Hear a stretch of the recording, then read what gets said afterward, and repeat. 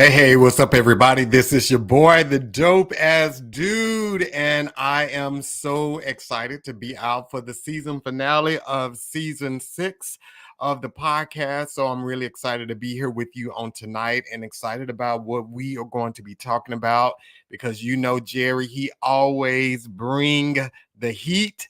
So I'm excited to have this brother on the podcast on tonight. So you already know the preliminary things. If you're not subscribed to the YouTube channel, if you don't mind going ahead subscribing to the YouTube channel, and while you're there, click on that notification button so you can be notified each and every time a new podcast is uploaded to the site. And then while you're there, go ahead and click on that like on whatever platform you're on so that this podcast can be shared with others just like you. Now, you can follow me on both Instagram and TikTok. On both platforms, you can find me at the Dope Ass Dude Podcast. Again, on Instagram and TikTok, you can find me on at the Dope Ass Dude Podcast. And then for the listeners on the go, if you aren't able to listen to the podcast, you can always catch it on the go, which you can find it on Apple Podcasts, YouTube Music, Spotify, and iHeartRadio. And again, always a shout out to the on the go listeners because that community is really growing. Thank you for supporting it. Again, that's Apple Podcasts, YouTube Music, Spotify, and iHeartRadio. And then last, you can always watch the podcast live whenever we are in season. You can always watch it on Facebook, LinkedIn, X, and YouTube. Right now it's on all four of those platforms. So again, that's Facebook, LinkedIn, X, and YouTube. And then lastly, if you want to go ahead and follow Jerry while we're here, you know, he is on both Instagram and on TikTok. On TikTok, you can find him at JAT World 125. That's Jerry A. Thompson. So JAT World 125. And on Instagram, you can find him at The Real JAT World. So Instagram, The Real JAT World. So I'm really excited about tonight's podcast because we're going to be recapping this season. I mean, it was a remarkable season, had a lot of great guests on here, and we're going to be giving away a couple of like free things on tonight, free shirts, things that you guys have given me feedback on that you just really loved. And we're going to go ahead and get kicked off with one of the first prizes because I don't want to talk too much because I'm going to give away the answer before we get started. So we're going to start with the black shirt. So you guys may remember that this is the black shirt that I wore. I want to say it was episode 8.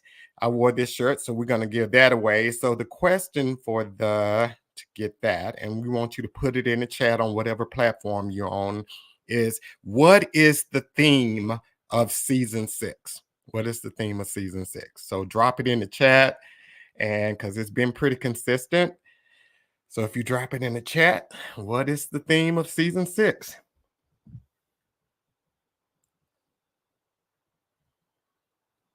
Y'all thinking about it? Y'all should know this one.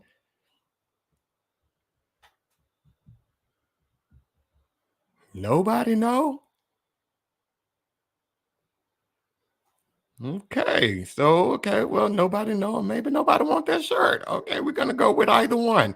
So let's go ahead and move. Let's see what we got here. Father's Day. No, Omar Naya. No, healing. That was one of the things we talked about, Omar. That's really good. So Marquita said Father's Day. Omar said healing, and Jerry just come in and said he know. Of course, his brother knows. Yeah, he knows.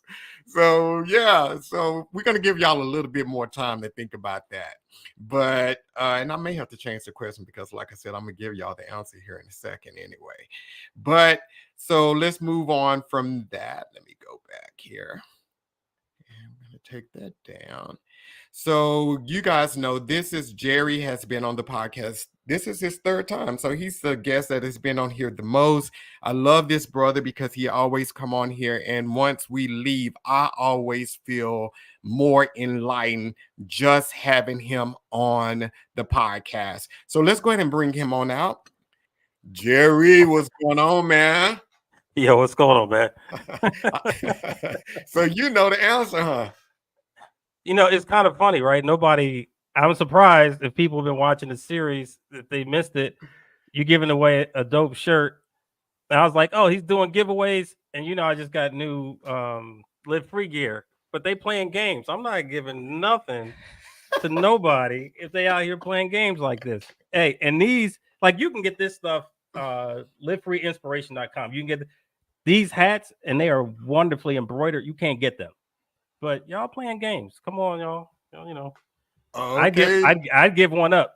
We got a winner here. So Latoya said breaking free. That is the correct answer. Breaking free. There you go. There you go, Latoya. There you go, Latoya. Latoya. So DM me on Instagram your address, and you got a shirt on the way. But yeah, so Tyson came right behind Latoya. Sorry, Tyson. Latoya beat you, man. Sorry about that, Latoya. But hey, there you go. There you go. Okay, so Jerry, tell us what's been going on with you, man, since you've been on here. You know what? So busy.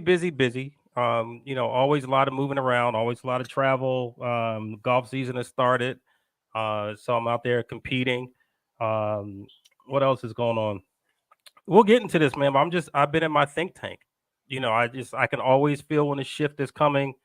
And I was really kind of on my own case for a minute because I'm used to just boom, boom, boom, boom, getting stuff going.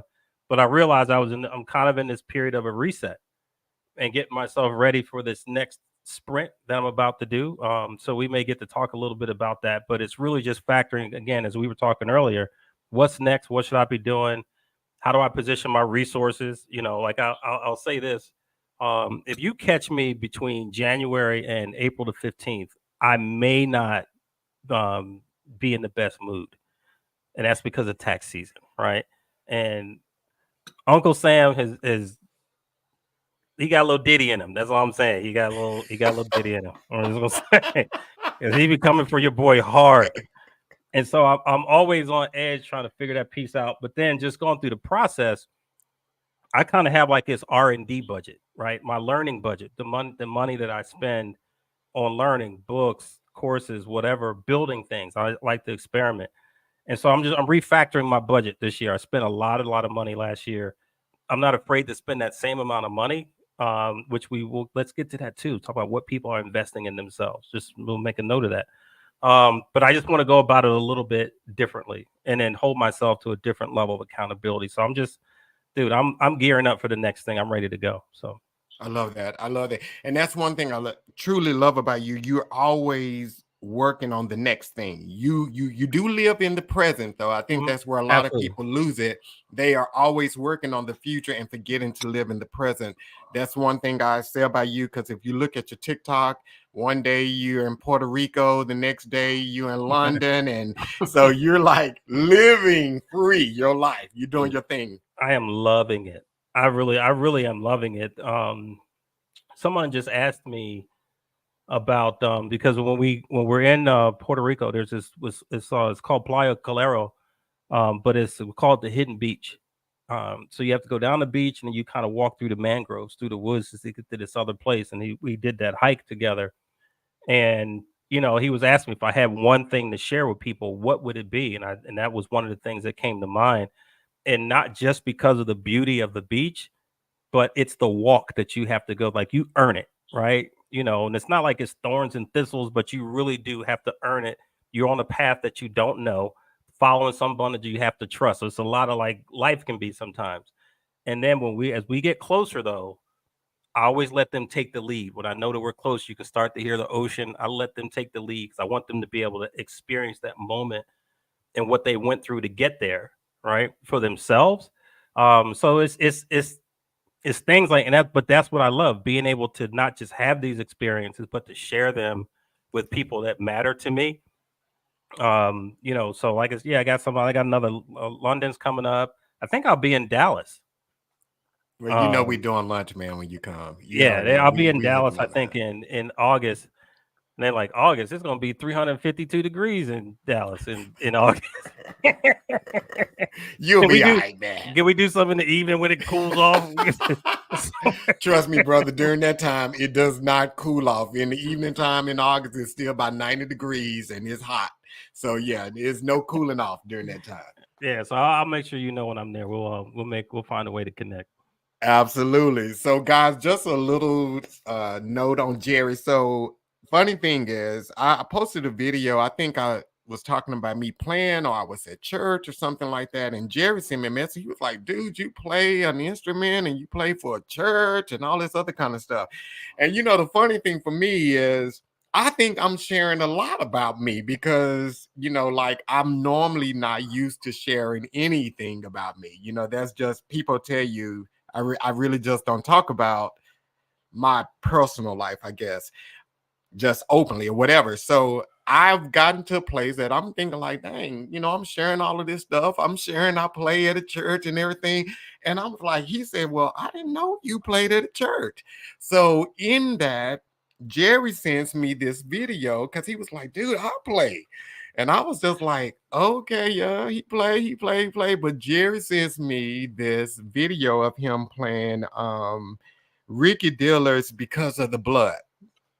And y'all, he has a Hammond organ in his house and everything, and he's in there playing. And this brother is like cold. I mean, like he's a beast on organ. He's a beast on organ.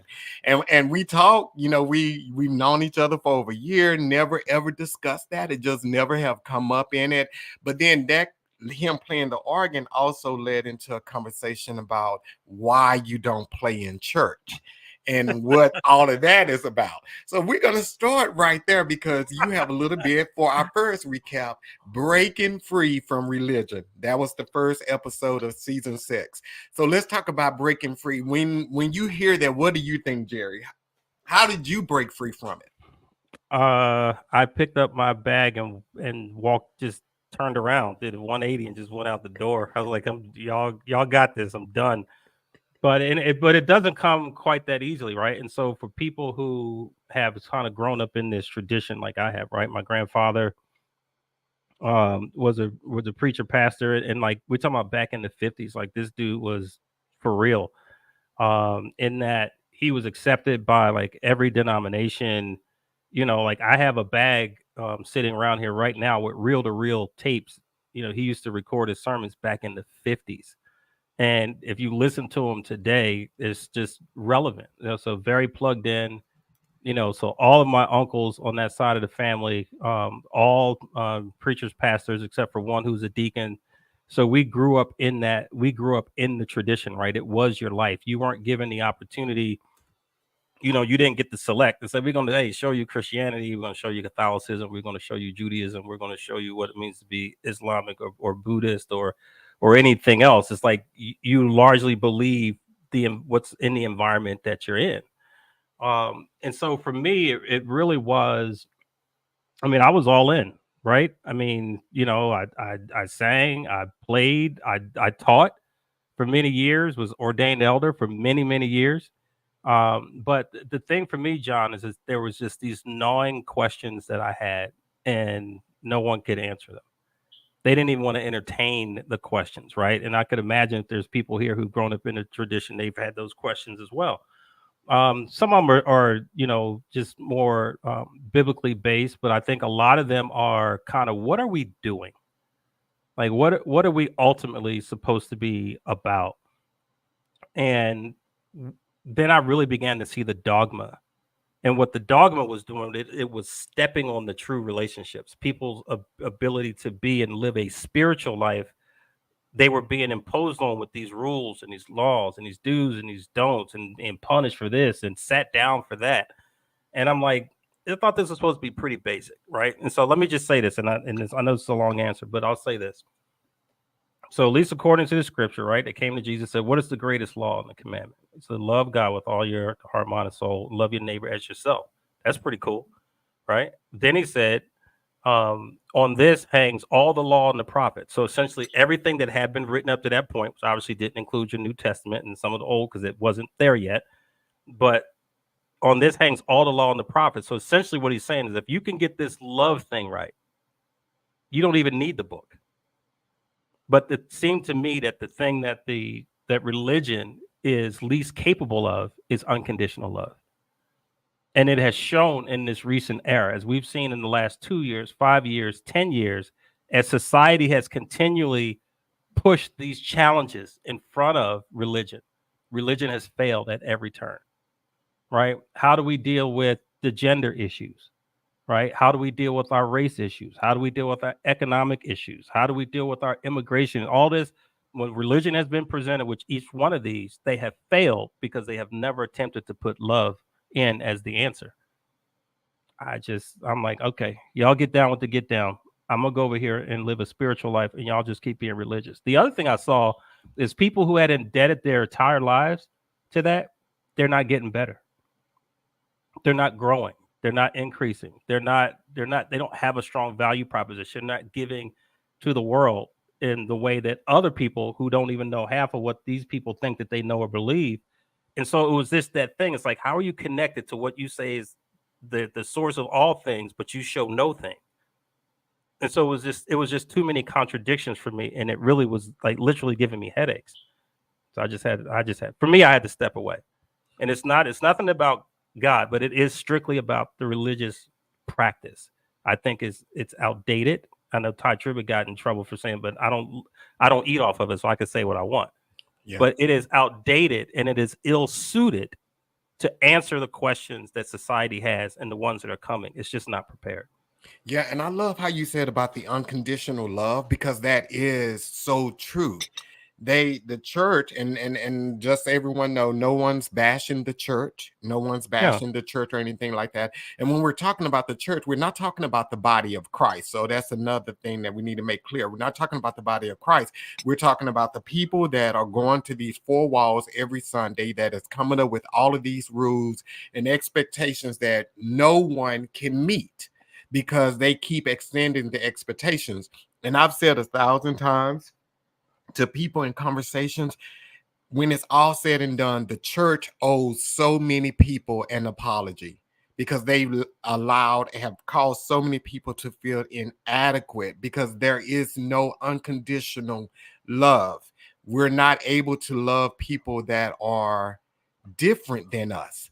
I think that's a lot of it too, is that, like how you brought up about the gender and the race and all of that. If it's someone that is not in our bubble, we struggle loving them. Or if in our belief system, we struggle loving them. And I think, again, that's why the church is facing so many problems with like reaching millennials and reaching Gen Z, because they have painted God as a dictator. So it's like, you're going to go to hell for this here. You're going to go to hell for this here. He's going to punish you for this. He's going to punish you for this. So it's like, why serve a God that doesn't love me and that is going to send me to hell for everything I'm doing? Right. There you go. Yeah. That kind of says it all.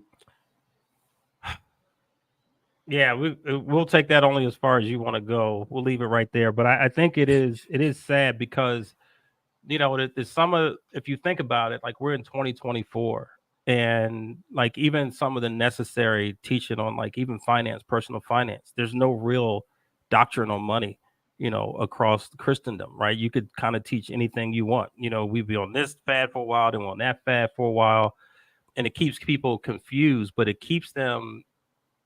It's like this hospital you can never leave. Right. And it's this constant reminder of what you don't have, what you don't do. You're not this, you're not that. But like, again, if you look at any of my merch, there's a shirt out there, as well as a coffee cup too, that says, "I am the crown of creation, not the crust." Like, we hold a certain place in creation, but we walk into a place every week and have somebody tell us that we're the dirt. No, you're not.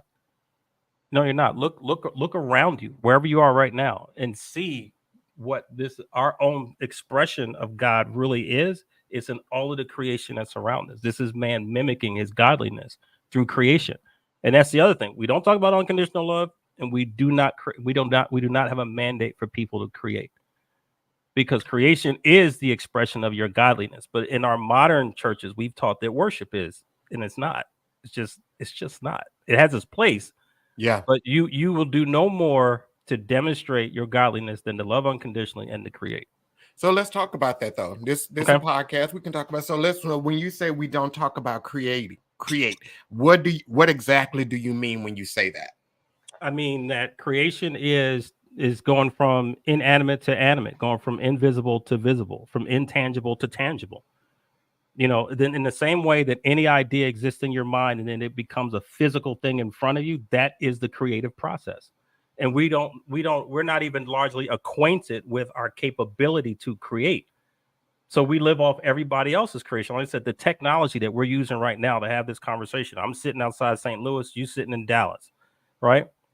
That's amazing technology. Those were ideas in somebody's head. It was their imagination, right? But we've been told to fear even our imagination, to not trust our own thoughts, to not trust our heart. But it's people who have that commitment to take the inanimate, make it animate, invisible to visible. That's what the creative process is. When you bring that forth, and like you're a musician, right? When you have an idea in your head and you can sit down and you start to express that idea that was in your head and your heart, that is creation. That's it. But I don't care if you're cooking a meal, baking a cake, building a car, building a house. It is all the creative process. When we take our ideas and our desires, the things that captivate our minds, and we bring them into the physical world, that is creation. Yeah. And funny thing you say that, because that's something similar to what Joel said about the whole creation part and using your gifts in different platforms and forms. The church, they don't mind you using and creating as long as it benefits and serves them. Right. You can create here, but bring it all here.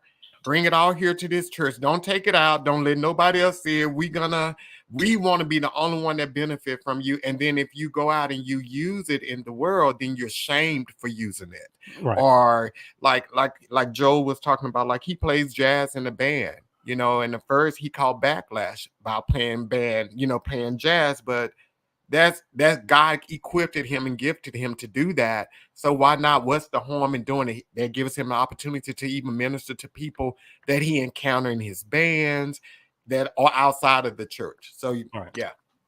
Right. And it's horrible, because I know so many people who are so amazingly talented and gifted. And it's funny. It's like, well, you can use your gift or you can use your talent here, but the list of gifts and talents you're looking for is even that is super small, right? And if you don't do certain things, then your expression is not even taken seriously. You're not recognized as someone who creates, as someone who's walking in their godliness. That's not how it's talked about. And so that is the shame of it. And so there are people then who will bury their gift, the people who will sit on their gift. There were people who will be ashamed of their gift because there's no place for it in that place where they are. But when that person is devoid of their opportunity to express their creative ability, then everyone who would have experienced it also goes without. Right. And so there's a dearth, there's a drought in the world because people are not able to, not willing to, don't have the courage or support to share their creative gifts. I mean, I'm talking about some super talented people, some names that I could say, but I won't say them, who are so talented. They'll be a part of everybody else's thing, but they dare not put their own name on their own thing and put their own stuff out. They'll never do it. They'll never do it. And that's a shame. And do you think that comes from a false sense of humility that we get when we are in church? And what I mean by that is, you can walk up to someone and you can say, "Hey, Jerry, you sure did play that organ today." And you better not say, "Oh, thank you. Hey, I appreciate that. Yeah, I worked really hard to do it." Your answer is supposed to be, "All praises be to God." Yeah, play. It's like, but I tell people all the time, you cannot compliment the painting without complimenting the painter. So when you're complimenting this gift and that person just says thank you, you still compliment God as well. See, So you're gonna mess around and you're gonna not get through all this stuff on this list, because this topic okay, we're gonna be right now. We're gonna stay. You here now? Let's just see if we'll rush We'll rush through the other ones. So part of that, I think there is this expectation of this false humility, but it is also part of what I call this deprecating gospel, right? If you dirt and you trash and you just you this and you that, or you're not this and you're that, then how could you do anything? So people, well, it wasn't me, it was him. Well, okay, according to your Bible, that what men would see your good works and then they will glorify God. So we don't understand. You see what I'm saying?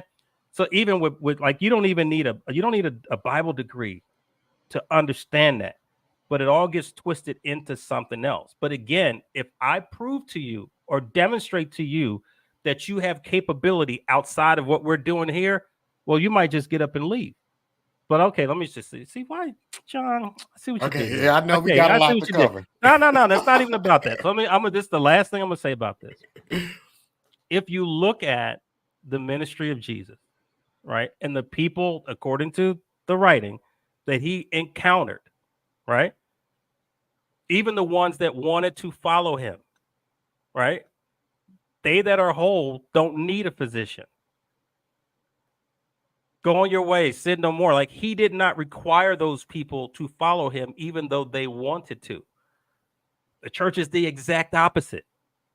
They don't ever want to let you go because it is, again, this perpetual state of brokenness. And they miss one important word and never talk about this word: wholeness. The ministry of Jesus was about wholeness. You coming to your full self, you being actually really healed and whole. Then why are you following the doctor around? You go live your life. But the church would never do that because then how does it survive? So for fear of its own existence, it has to teach a doctrine of fear and minimalism, minimizing you for it to survive.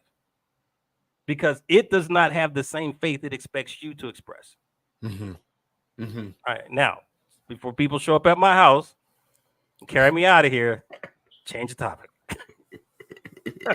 Yeah, well, we're gonna tap on this anyway, so it's gonna come back on it. So, Okay, so I gotta raise my seat up again because you still taller than me.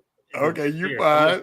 I'm not even sitting down right now. I'm just trying to get my eyes on level. Oh man, whatever. So, Jerry, breaking free from old thinking, doing the math. Doing the math. Oh my God. Thinking about what's coming up and breaking away from staying in the norm and preparing ourselves for what is about to hit us. When you hear that, what do you think? I think that what comes to mind is the enemy of the new is always the last. Right? Last is the enemy of the new and the next. Because in the current, right, which is the last thing that we learned or understood, is where all of our comfort is. Right? We feel relaxed in that. And one of the things we know about human beings is we're not really that comfortable with change. Right? We like things the way we like it. We don't like to be disturbed. We don't like to be disrupted. And so we get stuck in a certain frame of thinking, but at the same time, everything else could be changing around you. And you end up missing all the important clues because you're locked into the now or into the then or to the old. You're not even looking for the new. And when the new comes, some of us vilify it. We look at change as our enemy, the thing that's come to destroy us. It may come to challenge you, but it didn't come to destroy you. But there is certain change that can destroy you if you don't pay attention, right? Let me just say this. I just had this conversation with somebody. I always wondered about the mindset of the people who refuse to evacuate when there's a hurricane or massive flood coming. They're gonna stick it out. I never quite understood those people who couldn't hear the word, get the news, take the signals, and get themselves to higher ground or safe ground. Based on something that they thought or knew, they're going to stick it out. I've never understood those people because those are the ones that are then calling for somebody to risk their lives to come get them. Or they find them, in the bottom of the house after the fish then ate their eyeballs out, right? I just never understood. But it demonstrates, don't laugh at that. But I'm not trying to laugh at that. You got me off guard. I know we're gonna get a couple of those, but it demonstrates though how stubborn we are, and how even when everything else is going crazy around us, we think that we have a safe space, so we refuse change. In every area of life, this shows up. In every area of life, it shows up where we see we are resistant to change. But this next one is coming.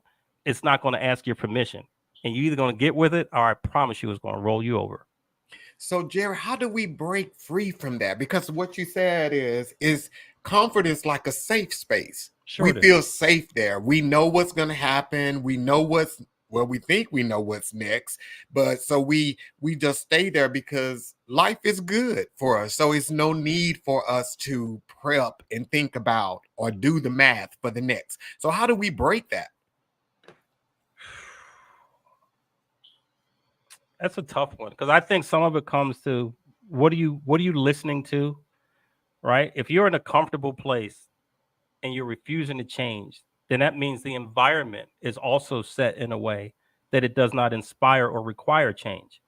That's the music you listen to, the shows that you watch, the people that you hang out with. It's not just you begin to make everything, you nail down everything in the environment that it's not going to change. And I think that the people who are most likely, here's how you break free. Ask a question. Ask a question that you really want the answer to, and say, I'm going to be open to this answer no matter where it comes from, no matter who it comes through. I'm going to be open to this answer. And that begins the process of change. I think so much is possible when we can accept change, but I think oftentimes it can start with as simple as a question. And there's always something that you want to know that you don't know. And if there's nothing that you think that you need to know, you may be stuck beyond anything I could do to even help you. Yeah. Yeah. Hold on. Yolanda. Yes. Yeah. Surround yourself with people who push you to greater. Thank you so much for that. So much of it is in your circle. Your success is always going to be in your circle. All right. I'm sorry. Go ahead. No. You're fine, because I completely agree with that. Your circle is so important because they're gonna push you, they're gonna challenge you, and hopefully your circle inspires you. But a lot of times when people get around people that are doing their thing, some people tend to get intimidated by them because they're measuring their progress to someone else's progress. And I tell people comparison is one of your worst enemies, because when you compare yourself to someone else, you're always going to come up short because comparing your perception of them to your reality, and you don't know what those people are doing behind the scenes. You really don't know what's going on. So yeah. Well, and there's circles of people, both men and women, so I'm not going to pick on either gender, that it's kind of almost like this silent contract. You don't call me on my stuff, I'm not going to call you on your stuff. You tell me everything I do is good, I'm gonna tell you everything you do. You go, girl. You that, like, she looking 50 ways twisted, but you know what I'm saying. We just gonna but we're not gonna say anything. So my thing is, it's like we have this silent agreement to not hold each other accountable, to not have the uncomfortable conversation. You can act as crazy, I'm gonna make you feel good about it and like you were right. You can dress crazy, I'm gonna make you think that you was ready for the runway. You can go through all your money, I'm gonna convince you that you could run a country. All that, like, it's just something, and I don't know where this came from, but then our circle becomes our own worst enemy. Mm-hmm. Because there is a refusal that we cannot hold each other accountable. I don't know where this came from. I've become more aware of it in the last few weeks or so, but I'm like, this is weird. Like, people are not having uncomfortable conversations with each other. Mm-hmm. Right. And it goes back to what you said earlier about that comfort, that safe space. So if they're surrounded by people who aren't asking questions, they feel safe there. It's no need for me to think outside the box, no need for me to push myself to greater, because they're comfortable right where they are. Right. Unfortunately. Okay. So that was really, really good. So breaking free from past hurts and trauma. And Yolanda, that just commented this was her episode. She's a therapist. So when you Oh, hear that's Yolanda A. I watched that episode. yeah, that's Yolanda. So What? breaking free from past hurts and trauma. What do you think when you hear that? Oh boy, I'm glad you had her on because she just, she had, she was compassionate, but she also had a little, you know what I'm saying? She could give it to you, and so I'm thankful for people like her because I'm not always that way. Here's what I believe that if you need help, get help. Right? If something's not right, again, seek out the answer, whatever that is. But in a lot of ways, we are all the byproduct of everything that we've ever been through, right? And I think what people are surprised at is that they can get to a certain point in life and they still feel the pain, right? But here's what I know. So let's say you were an athlete, you made it to the NFL, and you played for 13 years. You finished your career, maybe you made it to the Hall of Fame, maybe you didn't. But guess what you're going to feel? For all those years of out there banging it up on that field, you're going to feel some pain. You're going to feel some stuff. And guess what? Some of it's okay. I think that our biggest challenge is how do we take the things that have happened to us and put them in context where they become useful and they're not the things that are haunting us in our dreams anymore. But Yolanda, see, I wish he was on here because I don't even know if some people really want to reach the higher ground above their trauma because they get so much attention for being maimed, for being hurt, for being crippled. And it damn sure gives them an excuse to not do anything. Why would we expect anything of you after all that you've been through?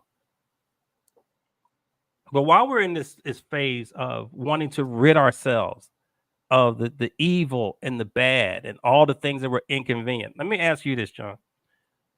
If you think of 3 things that have happened to you in your life that were unfortunate, painful, hurtful, you don't have to say what they are. Just 3 things. Now let's make it like those things never happened. You are not sitting in that chair today. Mm-hmm.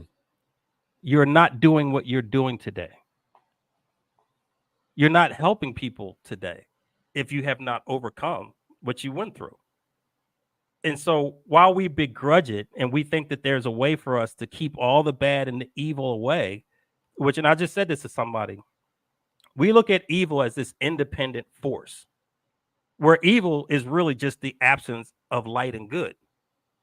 It's different. It's not like it has has an intention. It just behaves the way it behaves. If you deal with a person who's been void of love and light, they're going to act out in a certain way. Not because they're an evil person, they're just void of light and love. If you give them light and love, you will see a different person. And so my point is, what we want to get rid of is what brings balance to this universe. You can't have light without the dark. You cannot have the yin without the yang. You cannot have the good without the bad. That's just the way that it is. If you think that you can recreate this world with none of that, there's no balance. It has to be that. Right? Just the way you can see the beauty of a bird emerging from an egg in a nest, one of those falls down to the ground and it's eaten by the next thing that comes along. We have to have both. And people think that the mission of their lives is to make sure no bad, no darkness, no nothing ever. No, it's not. It's to live your whole life. Some of it's going to be painful. Find the context for it, turn it into a tool, and then let's move on. And see, that's why you need Yolanda, because I'm like, look, you get one more tissue, and then we got to go. But again, Yolanda, help us. Help us, Yolanda, help us. But it goes back to what you said again, being comfortable in those spaces. Like you said, they get more attention. Oh, for sure. More energy because they are staying in those spaces of victim.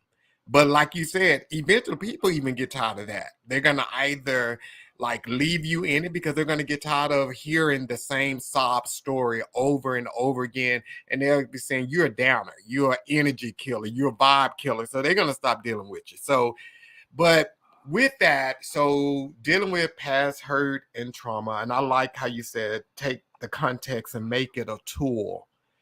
What advice do you give someone to do exactly that? To take their hurt and make it a help for somebody else. What advice do you have for that? So if you're incapable of exploring that on your own, that's where I think that a therapist is truly, truly helpful. Someone who is skilled at helping you ask the right questions, right? And the therapist, they're not doing the work. It's like you're doing the work, they're shining the light, right? And they're helping to direct you through it. That's where they come in. And or how about this, right? You got any wise people in your circle? Like, do you have any? You see what I'm saying? If everybody in your circle is just like you, your circle's trash. I'm just going to tell you, your circle's trash. No, it's like McFriend. It's like we franchise our friend. Everybody dresses like, everybody looks like, everybody talks like. That's not even genuine. That's not real. That's not real. That's not. Did I just say your circle? I said that out Yeah, loud. you Didn't said I? it. You said it out loud. You said it out loud. It's in the Live Free cup. It just came out.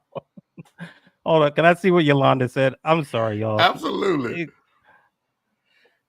Now, I do challenge them because one thing we can do is keep talking about the same thing and you're not implementing any change. See? So true. Trauma babies are just looking for another nipple. That's all they want. Thank you, Yolanda. Thank you so much. You know what, Jerry, you're getting worse as we go. Okay, I'm gonna get better. That should be a t-shirt. When you said when you sent the list though, I was like, he really wants to touch on all this stuff. And this is why you had them on those episodes. Like I could not have done the Yolanda episodes. I'm like, I don't like to repeat myself, and I definitely don't like to hear people repeat themselves. Like at some point, I'll be like, "You got the part. You don't have to say it again. You got the part. You are the most wounded. You got the part." Thank you, Yolanda, because I'm just poking fun. But Jerry, that need to be a t-shirt. Trauma babies need a new nipple. I love that. I love that. They need to be a Live Free t-shirt. Yeah. Coin that for sure. Yeah. Done. Okay, so let's go to the next because that's really good. So the next one is, let's see here. Okay, so we got a question for a shirt. Yeah, we got. Oh no, we don't. I'm ahead of myself. So I'm ahead of myself. Y'all almost got a shirt there. So the next topic was breaking free and protecting your peace, and this was from a millennial's perspective. So when you hear that, like protecting your peace, what do you think about that? So help me out. What did the millennials say? Because that makes me sound like it's going to be something one of my kids would say. She just pretty much says she just controlled the energy that she takes in, pretty much dealing with the people that she allows in her circle. And, if it's just not working for her because she doesn't like drama. So just those simple answers, So I would, I agree with a lot of what she said, if that's how she said it. The one thing about avoiding the drama is like, good luck. Like there has to be things that come into your life that help to shape you, that help define you, that help expose you to you. So you get to see what you're all about. If none of those things ever happen, none of them get in, and you're just walking around in bubble wrap, you don't grow. But if you don't grow, you do not qualify for the things that you think you want in life. Because those things are for a version of you that's been through some things that you refuse to go through. Good luck getting to everything that you think that you want in life. So the way that I look at peace, because I always associate peace and joy together, and I look at them in contrast to happiness, because I think that people are selling the farm on happiness, which is about the silliest thing that you could do, right? Chasing happiness is like chasing butterflies, because it is so conditional, it's so in the moment, it's so about the moment that they're never lasting. But the thing is, your peace and joy can go with you in every single situation, every single one of them. And the only thing that can happen is this. Because people are like, I'm not letting anybody come in and steal my joy, steal my peace. They can't be stolen. They can only be surrendered. Because it is a state of being. It is a state of mind. It is of your own choosing. And whether things seem good or bad or up or down on the outside, your state on the inside, you own. Unless, in fact, you admit that I'm just a sponge picking up signals from everything and everybody and everything that's happening around me, and I am the result of all the things that are happening around me. Or you can make a decision to know who you are and to stand in that, right? And so now, if we move away from happiness, we get down to peace and joy. The thing that's going to undergird that is always going to be gratitude. And gratitude is sucking the good out of every possible moment, even if it looks like it's all bad. If you can do that, then you can make some choices about how you express yourself, right? But we operate in an environment now where people have such a low level of emotional intelligence. Mm-hmm. They have no fuse. Everybody's on a hair trigger, right? It's the age of outrage. Everybody's pissed off at something, right? Everybody's just 2 seconds from cussing you out. Like it's just the emotional intelligence is not here. But in those situations, I also know that the gratitude is low, right?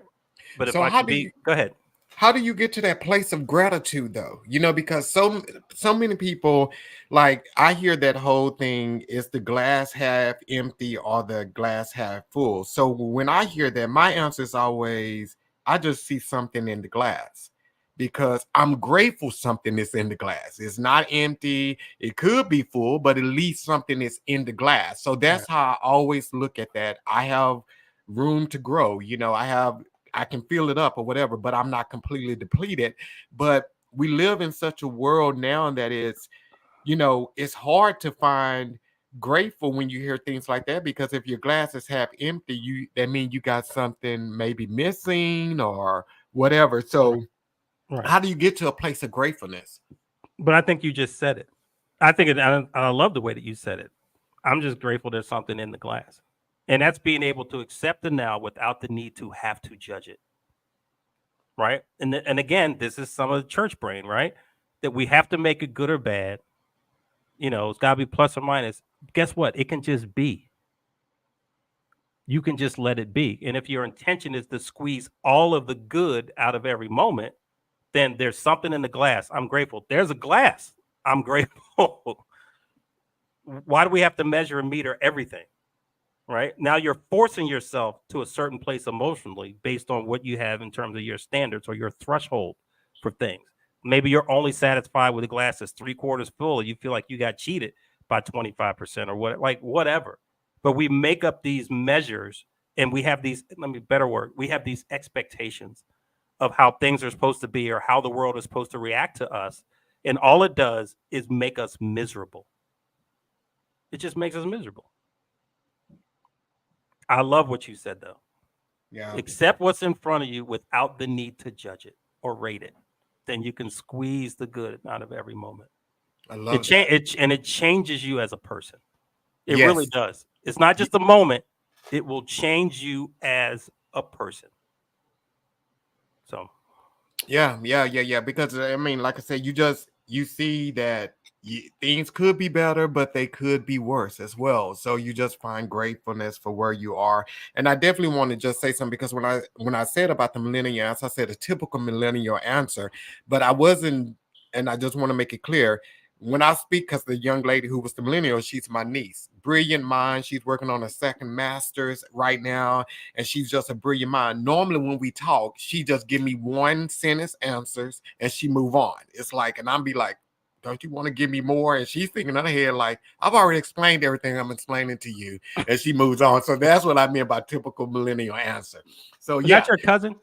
that was my niece. Your niece. Your niece. Okay, I know it was wrong. So I did see that episode. See, Yeah, that was you my plug in. niece. I Yeah, remember her. yeah, she's a Pretty brilliant smart. woman. Yeah, it's pretty smart. So, okay, so this is a question for a shirt, you guys, and this is for the blue shirt, and I'll pull that up so you guys can see that, because we want to get you. And Jared gonna give some of his stuff away. Thanks, Jared. I wish you would have told me that. I was looking for more comments before I did that. I didn't see no Okay, comments. I don't y'all need know. to give some more comments then. Did people press like and all that?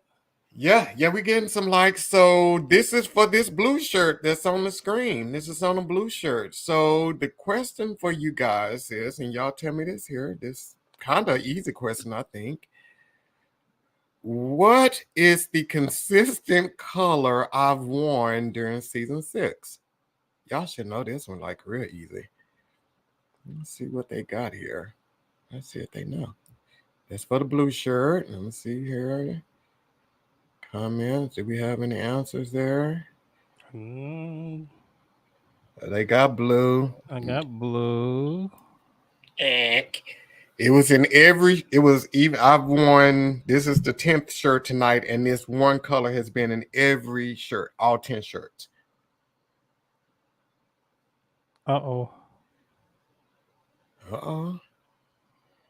Quee says she want a shirt. Okay, Quee. I mean, we'll get you a shirt. You give us that right answer. You give us, you may get a hat too tonight. So what's the consistent color? Anybody know? Tyson, you know, you almost won a shirt earlier. Okay, well, Jerry, we're gonna move on, and maybe they'll come up with an answer. What size is the shirt? It'd be whatever size you want it to be. Oh, okay. Yeah, we'll give whatever size you need. Let's see here. Somebody just commented. Oh, Quee got it. Oh, and no, Marquita got it. Wait a minute. So Tyson said black, and Marquita said red. Quee said red after Marquita, and then Marquita came back and said orange and white. No, Marquita, but you had the right. XL now. So the Marquita had it right. The common color this season is red, and that's why I wore the same red hat with every shirt. Every shirt either has a red in the logo or something like that, and that's just because the first photo shoot I did for the podcast, I had it on a red hoodie. So just playing that for that. So Marquita, we got you. Okay, so let's go on to the next thing here. That was good. We got one more coming up. Breaking free from abusive relationships. Jared, what you think when you hear that, man? Why are you there? No, that's serious. Like, why are you there? Right? I mean, okay, so I'm trying to think if I remember part of this episode. So abusive relationships can be of any type, right? They can happen in many places. They can happen at work, right? They can happen in your home from any person who calls that their abode. It could be your friends, it could be your family, extended family. So that all those things qualify, right? Break free. So one is, do you have the courage to stand up for yourself? Or have you been relegated to just living your life in fear of this person, of this condition? And when these events come around, your only action is to attempt to survive it, but not to overcome it. I'm just checking in with the room, make sure I'm talking about the right thing. But one thing that I've learned, John, is the world is a big place. Why are you there? Right? What is it that buys your cooperation with the situation? That's one of the things I've never understood. Now, do I know that there are certain factors that can come up? You know, it's like, where am I going to go? How am I going to be taken care of? You know, but it depends on now, what are you going to value? Right? Like I've always, you know, not including too much of my own childhood in this, but even women who stay in abusive relationships with men, even when their children could be threatened, I don't understand it. I'm not going to be able to give you a good answer because what I've learned is the world is a big place. Your city is probably bigger than you think it is. Let them be there, and then you be somewhere else. Unless they got you chained up somewhere, which they do, you're probably not listening to this. I guess I'm at a loss for why people don't just accept that I can leave. I may take some losses. I may have to start from scratch, but I will not have this abuse. I will not be denigrated. You know what I mean? Like I won't be hurt. So help me out. Maybe I can get to a better answer. Yeah, I think sometimes when you're coming out of abusive relationships, and abusive doesn't always mean physical, it could be verbal, right. It could be mental. Oh, yeah, for sure. Yeah, it could be all of that, you know. So a lot of times I think when people are in relationships that are no longer serving their purpose in life, sometimes people get to a place where they believe this is the best I'm gonna get.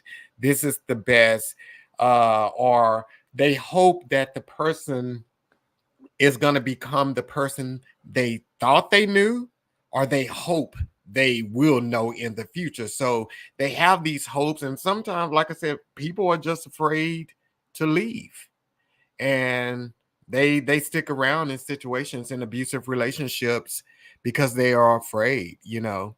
Yeah, So I get that, and so I'll demonstrate, a little bit more compassion, so there have been people who have hung out in these situations, and the situation, the whatever, turned around into something different or better.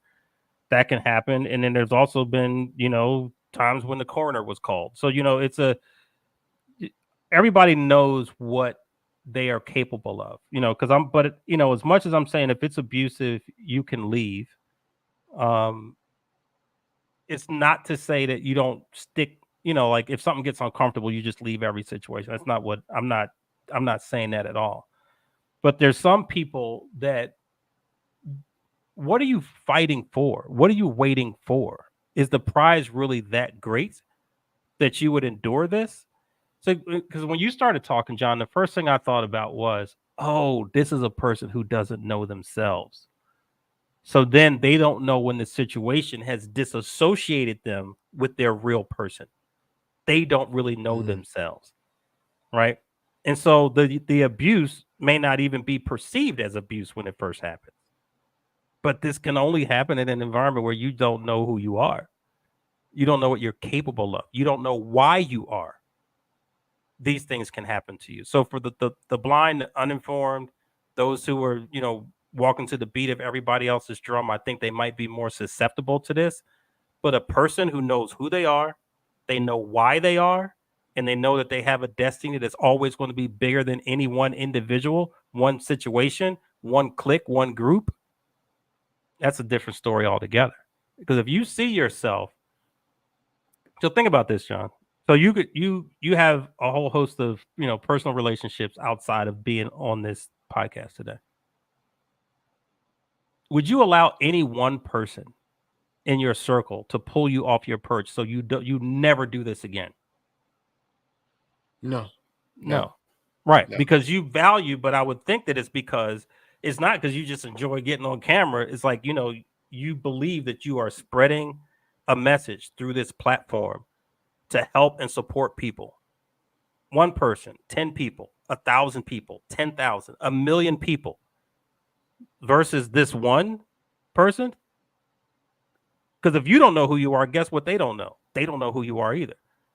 Because if they knew who you are, how could they treat you that way? Yeah, If they valued you at all, how could they treat you that way? So to me, that's what I'm talking about. Let's do the math here. yeah, That math is not mathing for me. I've seen so many people whose flame was extinguished in situations like this, who had so much to give to the world, so much to give to their community, so much to give to their family, but their light was extinguished by someone who did not know who they were. yeah. And you know what, Jerry? I think too, in relationships now, the tolerance level has been elevated so much that people don't know what abuse is.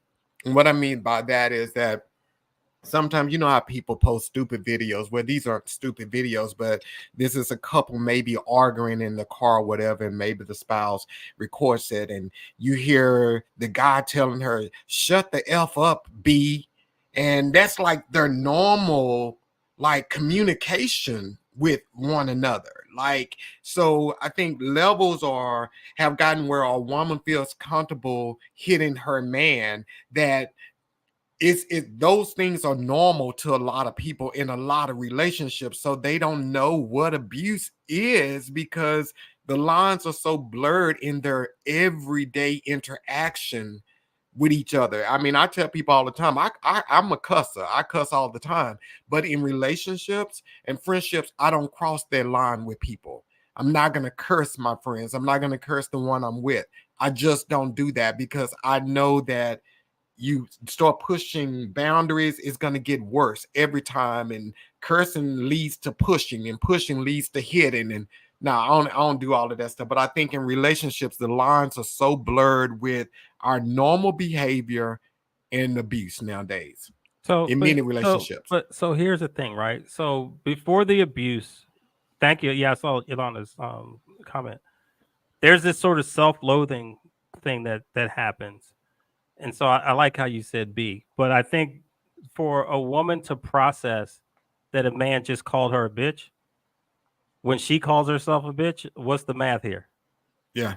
And women have gotten like that was I listen, and maybe because I'm older, I got this chin music here, but like there was a time if you said that to a woman, those was fighting words. Yeah. And now I'm looking around, so it is still off-putting to me when I hear women, refer to each other or themselves and like, I'm just that kind of bitch. I'm like, excuse me? So the fact that he says it, that cannot be abuse. Heffa, you set the standard. Like you set the standard. You said what this is. Exactly. And this is what I'm saying. A person who does not know who they are. I'm going to keep going back to that, right? Body, soul, spirit. We talk a lot about body. We talk a lot, but that's not who you are. You are your spirit, but people don't know that part of their own selves. So how can you put out or expect to measure how people treat you? You don't know who you are. Mm-hmm. Yeah. And so these things become either, right, acceptable, my word, or indistinguishable, your word, because you don't know who you are. And so what's off-putting to us is absolutely their normal.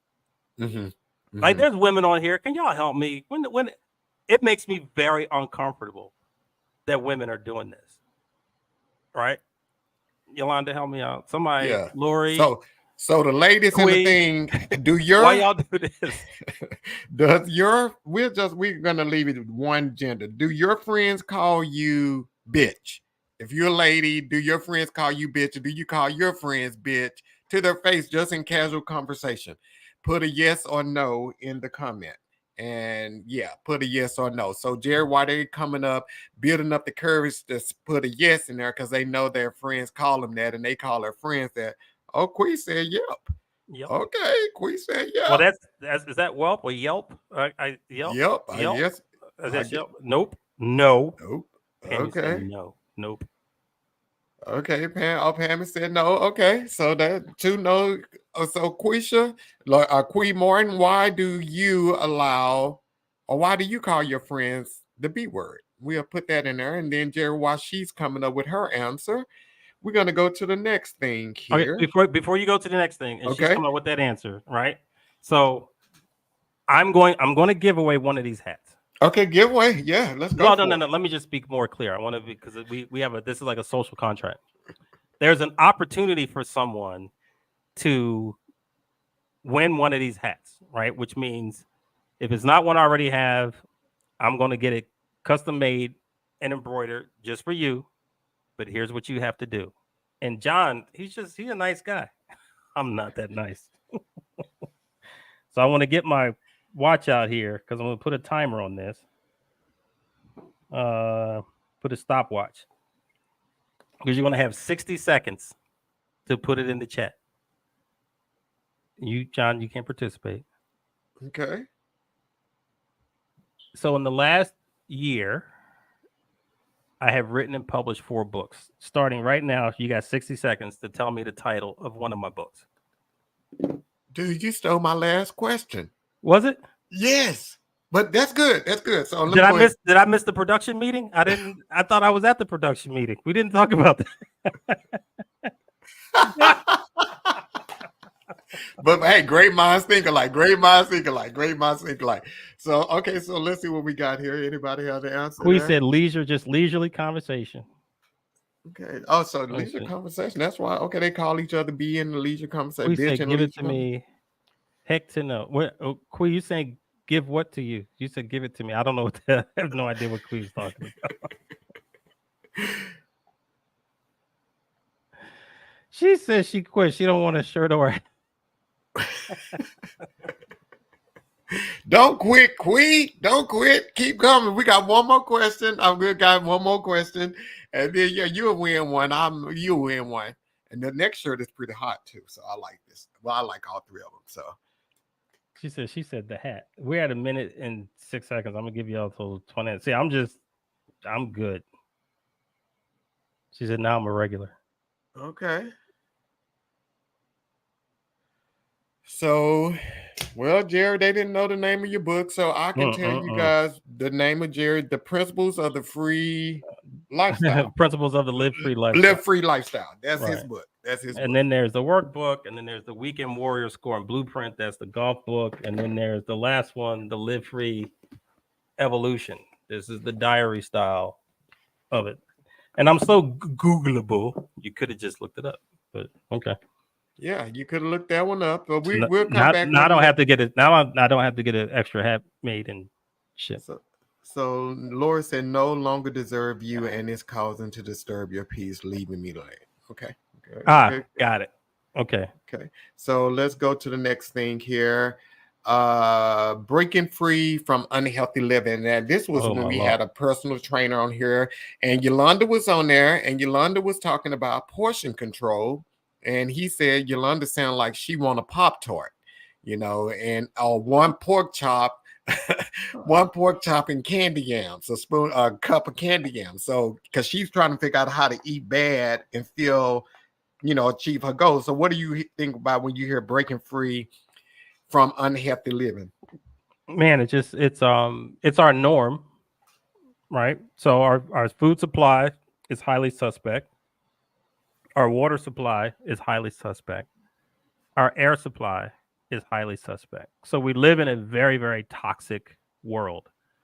And I think we have to be more conscious and aware of what we are putting in our bodies. And it is hard, right? So I think it's safe to say that since the pandemic, the price of food has gone up at least 20%, in some cases 40%. Right. And it continues to go up on a constant kind of 3% every year anyway. But we've seen like really high leaps. And so this, like if you're going to eat quote unquote clean, it costs you a little bit of money to do that. Some people don't feel like they have the money to be able to do that. And that's unfortunate. But like, so for me, when I'm at my best, I practice intermittent fasting. And that's not to say anybody else should do it.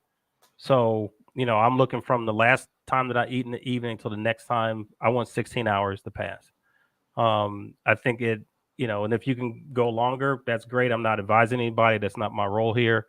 But there's certain mechanisms in the body that kick in by virtue of fasting. And so, but it also kind of helps you break your sugar addiction and other things, because that's the thing. People don't understand that a lot of the foods that they're stuck on, they are addicted to, right? And that addiction is just all about those dopamine hits that you get from your brain when you eat certain things. But some of the food, because most of it comes out of a lab, is formulated to be addicting, right? And that's what people have fallen into. So I think that this is going to be really interesting.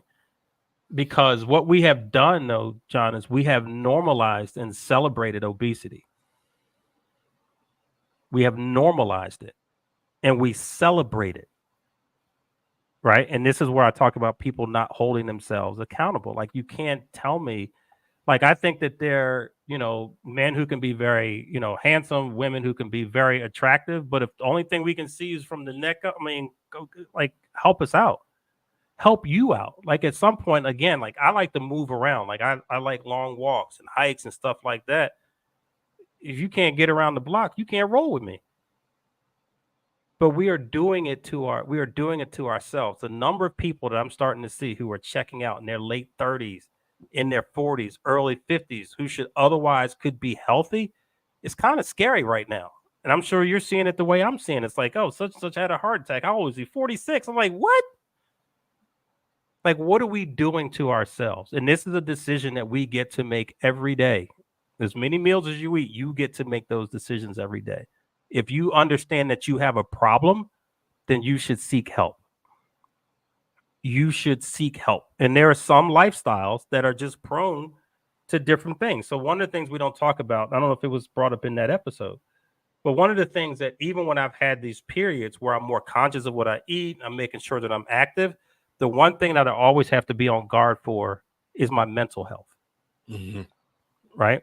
And what I do, there's a lot of stress and anxiety that can come into it. right? And I have ended up in the doctor's office or in an ER, just being transparent with y'all, not because I was out there doing something crazy, but I was just going about my normal thing, and it just put that much pressure on me. And so it's not just our physical, but it's also our mental, and a lot of things that kind of move on or encourage some of our bad habits with our eating comes out of our psyche, right? You're lonely, you eat. You're sad, you eat. You're mad, you eat. You're afraid, you eat, or you drink, or you something else. And so it really is about this concept of our whole person. Again, how well do you know you? Do you know the signals in your own body when something is just not quite right? And then having the courage. Again, another one, for a long time I was the typical black man. I ain't gonna no doctor. You know what I mean? Like, this is not what we do. But it's still kind of fear, right? And I'll admit this: I don't like needles at all. But I get them. I don't like needles. I had to get one once for a life insurance policy. And they sent a nurse to the house. I was almost in the kitchen floor. You should have seen. just taking a little blouse. I was, I was out. Don't laugh Yeah, at but that. the thing though is, I think with nowadays the whole body positivity trend, or whatever you want to call it, platform, I think that is so confusing to a lot of people. I think a lot of people think that, oh, this positivity mean I can just be obese and the world is going to accept it. I can wear whatever I want to wear, do whatever I want to do, and feel good in my skin. But I get being positive about your weight and everything. And weight is a struggle for most people. I mean, it's even a struggle for the people that are on here with six packs and all this other kind of stuff. That's why you see, like, they'll be amazed. All of these people you're looking at on Instagram that are in their 20s, these guys are taking steroids, they're taking testosterone shots, they're doing all of these things just for that perfect image that they're giving you on the picture. So it's not a natural thing, but with getting and breaking free for physical parts of your life, it does go back to your mind. And your first question you have to ask yourself: do I like the way I feel when I get out of the bed every morning? Is it a struggle for me? Do I like how I feel when I climb a set of stairs? Am I out of breath? At that point, body positivity should be out the door. You should be wanting to do stuff for for yourself. And I had a sister that passed, and she was, had weight issues. She had weight issues. And I knew, I'm a firm believer, you're gonna die when you're supposed to die. There's already a time and a period set for you. The thing I hated for her is the quality of life she lived at the end. I wish that she was in a better, physical state, that she could have enjoyed her life, but her weight prevented her from doing that. So I just say to people, you don't have to be a size 6 or 28 waist for the fellas. Just be at a good space that you feel good physically and mentally about yourself. So, yeah. Okay. Well, we got two more, Jerry. We moved past this here. Breaking free from age All right. So let limitations. me let me go back to Quee first, who teasing me Okay. about the Quee, a little old needle. And by the way, they didn't never look like needles to me. They look like crucifixion nails. So let's be very clear that that's why I don't like them. Not crucifixion nails. Not okay. Okay. All So right. So what do we have next? breaking free from age limitations. Do you Ooh. feel restricted by your age, Jerry? So more things hurt on me now than they used to, after I do certain things. But I feel pretty good. I really do. And compared to some of my contemporaries, some of my peers, like I said, who can't, do certain things or can't endure certain things, you know, I again, I love travel. I love these experiences, and the only way that I can enjoy them is to be mobile. So I don't feel those restrictions at all. I know that these Thompson jeans is, it's a pretty good set. So I got people in my family who live and been very healthy into, well into older age that you wouldn't even know their age. So I don't feel those limitations. Now there's certain things that are, kind of off the table, right? Like I'm probably not going to go to the NBA now, right? They had their chance, right? It's not going to happen. You can go as a coach. I can, right, or Rick, they probably wouldn't even take me now. Like the kids who like mop up the sweat, like they've been like, that's a young man's job. Get out of here. Uh, so yeah, Yeah. but I don't feel a lot of it. But obviously, physiology is what it is, right? As we age, like you're gonna show signs of aging, but it's such a wonderful age that we do live in, right? If we're conscious, um, one of the things I'll say this, that one of the things that I do is like I love cold therapy, I love heat therapy. So I got a little, sauna situation here. I have a hot tub. I do that. I get assisted stretch because one of the first things that happens as you get older is people lose their circulation and their ability to be agile. That's so important as you age. So I go and I do assisted stretch. So I'm doing the things, that will help me continue to be agile and be able to move. I love to play golf. I don't want to, go play one round of golf, feel like I need to sleep for 2 days, or I'm in so much pain and discomfort that I can't. So I don't think that there are limitations. I think now in the age of wisdom, right, as we get older, hopefully we're operating more in our wisdom with these amazing tools and capabilities. Like you can mobilize your vision, right? There's so many people who, I'll give you this story. There's a little bit of controversy, but I'll share it anyway. But the story of Colonel Sanders. Well, he was 65. He retired. He got his first retirement check. He said, I'm not going to live like this. And the one thing that he had of value, whether he actually owned it or not, that's the controversy, was the chicken recipe. And so, but he went around to restaurants and shared the recipe, right? So he would go cook the chicken for him, and all he wanted was a percentage of the increased earnings from the restaurant from this recipe. Now, the lesson is he had to go to 1,000 restaurants and get 1,000 no's before he got his first yes. But KFC came out of that. He was 65. So if you go back and look at history and see people like, even now, I don't know the statistics for women, but most men, their highest earnings will actually be in their late 40s and 50s, right? When they really hit their stride and make their money. But that means you still have to be doing certain things in a certain way, right? And so I don't think it disqualifies us at all. I think it just allows us to see what else we have sort of in our reservoir that we can draw from and still continue to make an impact. And then again, in this age of wisdom, who are you imparting that to? Right? Who are you sharing that with? And so I think that those things, as much as we can stay connected to good energy, stay connected to good people, stay connected to good environments, I think that all these things kind of just the liveliness of it, right? And the one thing about this wonderful brown that we wrapped in, this thing is built for the long haul, right? It's built for For the the long long haul. haul. Yes, sir. Everybody ain't get what we got. Yeah, You know, everybody get it. well, Yeah, we yeah, you yeah. know we the source of everything that everybody else did get anyway, but they got a slightly watered down version of it. Like even let me just say this, even with like black women, because I travel, so I see women from all over the world, beautiful. No women on the planet age as well as black women. Right? Some of them can be the hotness when they're young. They might be the hotness in middle age, but when they get a little bit older, it get a little bit shaky for some of them. But black women, shoot, let me tell y'all something.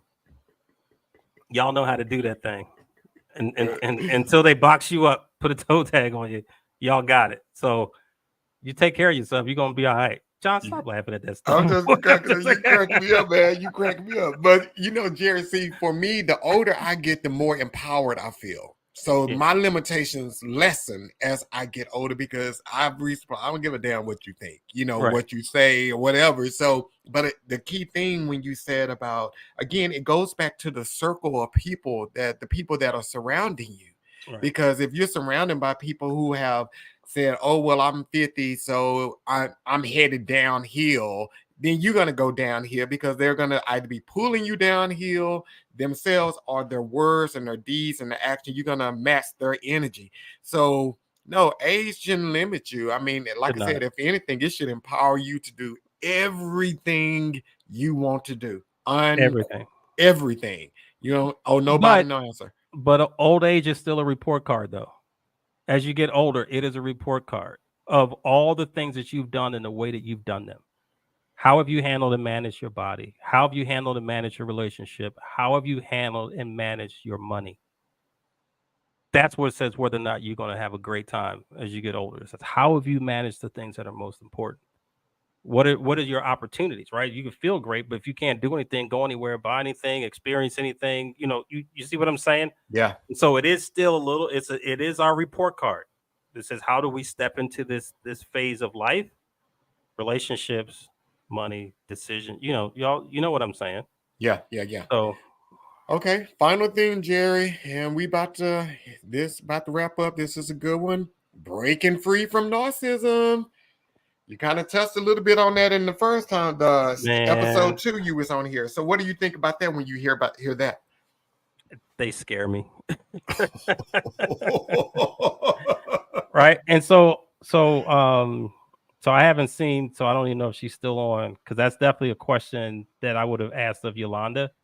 Because when I think about a narcissist, right, I think of sociopaths and psychopaths, right? And just and I don't know that these are chosen behaviors. I think it's just the way that some of these people are wired. But if you can be around people who have to make themselves the center of everything, and want to succeed at everyone else's expense, they will feel no remorse for anything that they do. Is like, I don't know what to do with that. Right. And again, you're not going to have a conversation with a narcissist and then they're going to change their behaviors. Right. That's not going to happen. I don't know of any, chemical medical treatments necessarily for them beyond therapy and maybe some, behavioral modifications. But man, oh man, and I think some people demonstrate those sorts of behaviors, but they're not true narcissists. They're just operating in an unhealthy space. That's not really what they are. Yeah. They might be mimicking. They might be doing all that to keep certain things out of their purview, out of their circle, out of their out of their life, out of their energy. But man, those are the ones. Like this, and I wish I had all the answers to everything, but those. Whew, and I've worked for a couple. It is not a pleasant experience At all. And every single one of them have lost their families. Right, they're the ones that they did really well, so the wives don't always leave them, but these are the ones that have kids, and when their kids have kids, like, you can't be around my kids, like you can't even come over to visit, like, we don't want, like, that's. And again, how have you managed your relationships? And what a narcissist is typically going to do is just wreak havoc on relationships. Yeah, and Right. they are a different breed of people, man. And when you deal with them, it's like, and especially in a relationship, like you need counseling once you come out of that mud, because they do a job on you.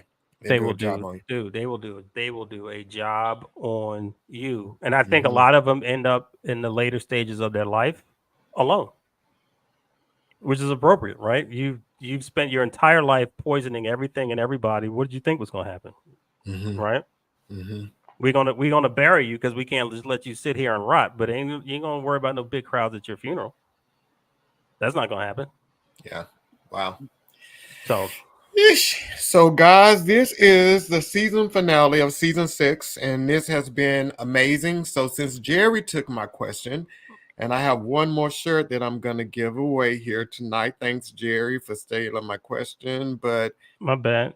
It was the purple shirt. You guys love that. So the question I'm asking you guys is, what instrument did I say Jerry played in the very beginning? When I first came out and I introduced him, I said he played an instrument. What instrument did Jerry play? And that's a real simple one. That's the easiest question of the night. Yeah, that's the easy question of the night. So while we're doing that, this is season finale. We will not I won't return again until the end of June, the last Monday in June. That's when I will be back with you guys. But We have a lot of stuff already planned and working out for season 7 of the podcast. And just a quick note, starting this Wednesday, because everybody's been, I get a lot of requests all the time, like, hey, can I get your gear? Where can I get your gear? So I got with the person who designs my shirt, and we're going to do a Father's Day shirt, and it's going to be called the King Edition. And starting on Wednesday, you can order it on the site. I'll post it on social media where you can go get it. But it's a purple shirt with the gold logo, purple for royalty, gold for the king, for a king. And we're going to start doing that on Wednesday of this week. So check my social media out. But Jerry, thank you again. Where can they get your book? Amazon. Everything's on Amazon. Principles of the Live Free Lifestyle. Just look for my name, Jerry A. Thompson. You can search it out there. So there is the book. There's the workbook. He looks like a drummer. Actually, that's one of the first instruments I played. So thank you for saying I look like a drummer. Yeah, but that's not the instrument. Yeah, I went from there. Actually, my very drum was technically my first instrument, but then I did the violin for a little bit. I played all the brass instruments. See, what is Quee saying no to? She's hilarious. I guess she just she said no. She's getting distressed because and it's funny because there's a set of drums sitting like literally right here, just right to my left. But my studio's there. There's stuff. I'm not gonna. Man, that was it. That was way at the beginning. How people? Yeah, that was way at the beginning. See, John Patrick, send me a t-shirt. Playing with you. Okay, Quee, we'll make it happen for you. We will make it happen for you. Quee just get what Quee wants. Quee like, look, I'm tired of this foolishness. Okay, so Jerry, where can we get your book and everything? Right, Amazon. So Amazon, Principles of the Live Free Lifestyle. There's the book, the workbook. There's the Live Free Evolution, but there's also my golf book. So if you are a golfer, a golfer who's trying to improve the Ultimate Weekend Warrior Scoring Blueprint. So thank you, Quee. Thank you so much. Yeah, dude. So thanks for having me on. There's a next thing coming. I started on this AI course that I just haven't finished. It really just needs editing, but I think the AI is one of the next big things we have to pay attention to. If you don't, you will wish that you had. So one day you'll do a technology episode and we'll talk a little bit about that. If people don't know, I am at heart a technologist. That's kind of how I came up in my career. Yeah, we should definitely. We may have to schedule one during the off time because AI is like really taking over, man. I mean, it is like people have no idea. They are unprepared. They're not paying attention. But this is the tsunami that is coming for everybody. Before you could target some things, it's like, it'll take out, lower class, middle class. Like, this is going to be indiscriminate, right? This is going to be like Thanos snapping his fingers. You're just going to see people's jobs and their livelihoods disappear. And I don't say that to be an alarmist. I'm saying that the thing that's happening is usually all these things are in the back room somewhere. We can't get to them. So there are things that are happening in the back room. They're happening at scale. But the number of tools that you can get in your hand for just a small amount of money, it's incredible how much you can do.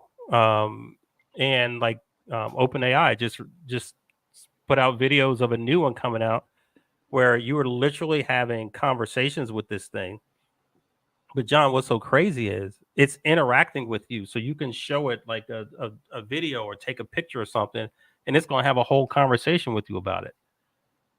Like just go to OpenAI and look at some of these new videos that are out. Like Sora's coming out. Sora's doing like HD high quality video. A lot of people in the field of making videos are going to be out of work. Sora is going to just eliminate a lot of that, right? So there's just more that we should be doing. And if you are an individual, a solopreneur, a small business operator, and you are not using AI in your business, you are making a mistake. It should be literally the next 4 to 6 or 10 hires that you make, right? Oh wow. Oh yeah, I mean that unequivocally. I mean that absolutely. And it's so inexpensive to do. You think about the things that are gnawing at you, eating at you, that chew up your time. If it can be taught to someone else, then it can be automated. So you can create these assistants, these AI agents, these chatbots. You can even equip them with your knowledge. You can equip them with your voice. You can equip them with your like, so many things that you can do, and it's so inexpensive to do. And because and let me just say this lastly, what I normally when I'm coaching people for business, what I've said to people for so many years is, as an individual, you do not scale.